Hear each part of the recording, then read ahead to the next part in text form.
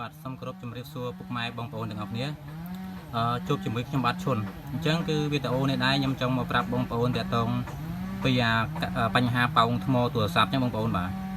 អញ្ចឹងគឺអាការប៉ោងថ្មនេះបើយើងនិយាយឲ្យចំទៅគឺវាហានិភ័យមែនទែនបងប្អូនព្រោះដោយសារទី1វាអាចនឹងផ្ទុះឬក៏វាអាចនឹងឆេះអីចឹងណាបាទដល់ពេលទី2នោះវាអាចនឹងបែកអេក្រង់យើងទៅខូចអីចឹងអេក្រង់ស៊ីនហ្នឹងបាទអញ្ចឹងទៅវាជារឿងដែលមិនល្អសម្រាប់បងប្អូនប្រើទូរស័ព្ទ iPhone ណាបាទអញ្ចឹងគឺបងប្អូនត្រូវតែមានភាពប្រុងប្រយ័ត្នមែនទែនបាទដូចខ្ញុំបង្ហាញវីដេអូមុនអញ្ចឹងបាទដូចថាយើងកុំសាកថ្មចោលយូរពេកអញ្ចឹងណាបាទព្រោះ iPhone តម្រូវវាឲ្យយើងសាកថ្មបានត្រឹមតែ 80% ឬក៏អីទេ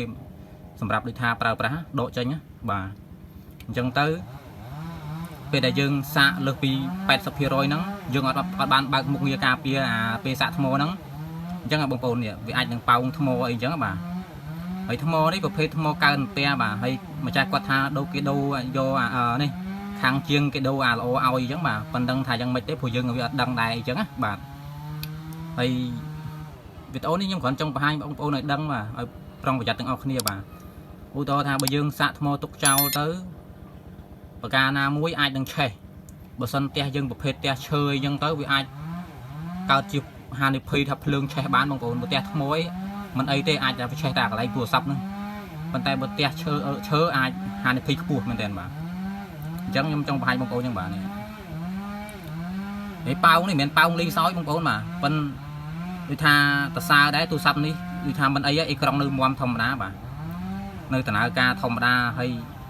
ដូចថាមិនបានខ្ញុំអត់បានសុំលេខកូដម្ចាស់ទូរស័ព្ទអត់ដឹងថាភាគរយថ្មហ្នឹងពេលដែលប៉ោងអញ្ចឹងតើវានៅដដែលឬក៏អត់អញ្ចឹងបាទ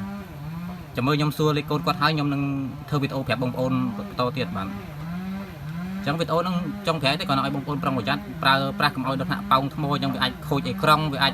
សម្រាប់ពួក12 Pro Max ឡើងលើវិញវាអាចនឹងបែកកញ្ចក់ក្នុងក្រោយអីចឹងទៅបាទអញ្ចឹងគឺទូរស័ព្ទយើងស្មើ0ពេលដែលវាខូចខាតទៅយើងដូចថាធម្មតាប្រទេសយើងសប្តាហ៍ថ្ងៃគឺពិបាករកកម្រៃមែនតើបងប្អូនបាទពិបាករកលុយបាទអញ្ចឹងវីដេអូហ្នឹងចាំបងប្អូនមើលទៀតបាទឥឡូវហ្នឹងយើងបានចូលមកដោយសារខ្ញុំសុំលេខកូដម្ចាស់គាត់បានហើយបាទចង់ដឹងថាថ្មហ្នឹងវាប៉ោងអញ្ចឹងហើយតើគុណភាពថ្មហ្នឹងសល់ប្រហែលភាគរយបាទឥឡូវយើងចូលទៅមើលទាំងអស់គ្នាបាទយើងចូលមកកាន់ setting មកបាទហើយអញ្ចឹងយើងចូលទៅបាក់តេរីអូខេចូលបាក់តេរីទៀតមកបាទឥឡូវនេះបងប្អូនថ្មឡើងប៉ោងដល់កម្រិតហ្នឹងហើយឡើងប៉ោងឡើងហើបតួពីអេក្រង់ប៉ុណ្ណឹងហើយភាគរយថ្មនៅតែ 100% ដែរអញ្ចឹងមានន័យថាថ្មហ្នឹងប្រភេទដូចថាអាភាគរយថ្មហ្នឹងគេដាក់បឆោតយើងទេបាទព្រោះធម្មតាថ្មតែប៉ោងហើយវាខូចអីបងប្អូនយើងត្រូវដឹងអញ្ចឹងបាទអញ្ចឹងវីដេអូហ្នឹងសូមបងប្អូនជួយចុច like និង subscriber channel ខ្ញុំផងដើម្បីទទួលបានវីដេអូថ្មីៗពេលក្រោយបាទអញ្ចឹងអរគុណច្រើនជំរាបលាបាយបាយ